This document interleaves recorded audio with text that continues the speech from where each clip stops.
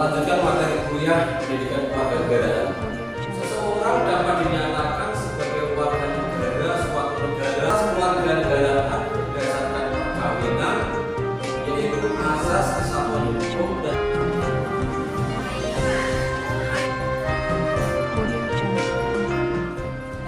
kita lanjutkan asas-asas kewarganegaraan.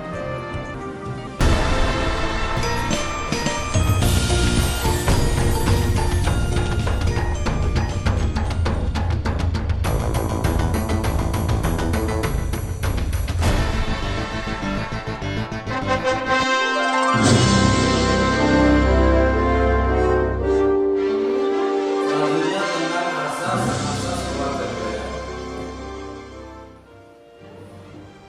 Asas kewarganegaraan adalah dasar berpikir dalam menentukan masuk tidaknya seseorang dalam golongan warga negara dari suatu negara tertentu. Seseorang dapat dinyatakan sebagai warga negara suatu negara melalui ketentuan-ketentuan dari suatu negara.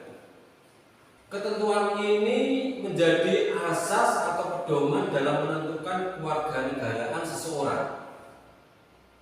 Setiap negara memiliki kebebasan dan kewenangan untuk menentukan asas kewarganegaraannya. Dalam menentukan kewarganegaraan ada 3 asas atau pedoman, yaitu asas kewarganegaraan berdasarkan kelahiran, yaitu ius soli atau tempat kelahiran, dan ius sanguinis atau keturunan. Kemudian asas kewarganegaraan berdasarkan perkawinan, yaitu asas kesatuan hukum dan asas persamaan derajat. Dan yang ketiga, asas kewarganegaraan berdasarkan naturalisasi, yaitu naturalisasi biasa atau permohonan dan naturalisasi istimewa. Berikut kita bahas tentang ketiga asas kewarganegaraan tersebut.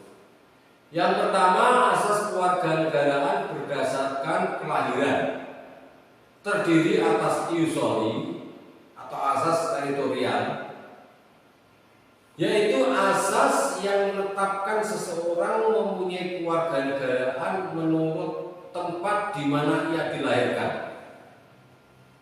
Asas ini dianut oleh negara-negara imigrasi seperti Amerika Serikat, Australia, dan Kanada.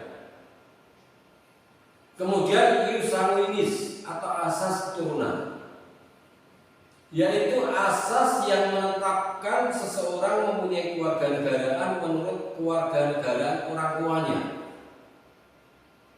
tanpa dilihat di mana ia dilahirkan. Negara yang menetapkan asas ini adalah Cina, Bulgaria, Belgia, Republik Ceko, Kroasia, Estonia, Finlandia, Jepang, Jerman, Yunani, Hungaria, Islandia, India, Irlandia, Israel, dan sebagainya. Yang kedua, asas kewarganegaraan berdasarkan perkawinan, terdiri atas yang pertama, asas kesatuan atau kesamaan hukum, yaitu asas yang mendasarkan pada paradigma bahwa suami istri ataupun keluarga merupakan inti masyarakat yang meniscayakan suasana sejahtera, sehat, dan tidak terpecah. Untuk merealisasikan terciptanya kesatuan dalam keluarga atau suami istri, maka semuanya harus tunduk pada hukum yang sama. Kemudian yang kedua, asas persamaan derajat, yaitu suatu perkawinan tidak menyebabkan perubahan status kewarganegaraan masing-masing pihak. Baik suami maupun istri tetap pada kewarganegaraan aslinya, sama seperti sebelum mereka dikaitkan dengan pernikahan, dan keduanya memiliki hak untuk memilih kewarganegaraan yang dianutnya. Selanjutnya, asas kewarganegaraan yang ketiga adalah asas kewarganegaraan berdasarkan naturalisasi yang terdiri atas yang pertama, naturalisasi permohonan atau yang sering disebut dengan naturalisasi biasa, yaitu permohonan kewarganegaraan oleh orang asing yang dilakukan melalui prosedur yang telah ditetapkan. Prosedur permohonan tersebut diatur di dalam peraturan perundang-undangan yang sah dari negara yang bersangkutan. Kemudian yang kedua, naturalisasi istimewa, yaitu pemberian kewarganegaraan yang diberikan oleh Presiden dengan persetujuan Dewan Perwakilan Rakyat dengan alasan kepentingan negara atau yang bersangkutan telah berjasa terhadap negara yang bersangkutan. Selain asas kewarganegaraan yang telah saya sampaikan di atas, dalam tata hukum negara Indonesia juga mengatur tentang asas warga negara, yaitu Undang-Undang Nomor 12 Tahun 2006 tentang Kewarganegaraan Republik Indonesia. Hukum negara tersebut membagi atas kewarganegaraan menjadi dua asas atau pedoman, yaitu asas kewarganegaraan umum dan asas kewarganegaraan khusus. Yang pertama, asas kewarganegaraan umum terdiri atas 4 asas, yaitu asas kelahiran atau ius soli, yang kedua asas keturunan atau ius sanguinis, yang ketiga asas kewarganegaraan tunggal, dan yang keempat asas kewarganegaraan ganda terbatas. Asas kewarganegaraan umum tidak memberi peluang kepada warga negara untuk memiliki lebih dari satu kewarganegaraan, dan jika seseorang berhak mendapatkan status kewarganegaraan karena kelahiran dan keturunan sekaligus, maka ia harus memilih salah satu di antaranya ketika ia sudah berumur 18 tahun. Selanjutnya yang kedua, asas kewarganegaraan khusus terdiri atas beberapa macam asas atau pedoman kewarganegaraan, yaitu yang pertama asas kepentingan nasional, yaitu asas yang menentukan bahwa peraturan kewarganegaraan mengutamakan kepentingan nasional yang bertekad mempertahankan kedaulatannya sebagai negara kesatuan yang memiliki cita-cita dan tujuan sendiri. Kemudian yang kedua, asas perlindungan maksimum, yaitu asas yang menentukan bahwa pemerintah wajib memberikan perlindungan penuh kepada setiap warga negara Indonesia dalam keadaan apapun, baik di dalam maupun di luar negeri.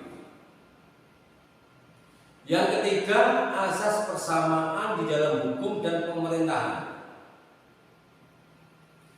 yaitu asas yang menentukan bahwa setiap warga negara Indonesia mendapatkan perlakuan yang sama di dalam hukum dan pemerintahan.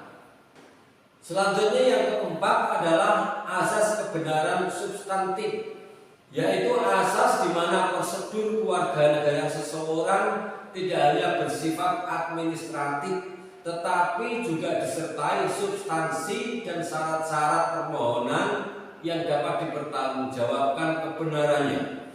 Kemudian yang kelima, asas non-diskriminatif, yaitu asas yang tidak membedakan perlakuan dalam segala hal ikhwal yang berhubungan dengan warga negara atas dasar suku, ras, agama, golongan, jenis kelamin, serta harus menjamin, melindungi, dan memuliakan hak asasi manusia pada umumnya dan hak warga negara pada khususnya.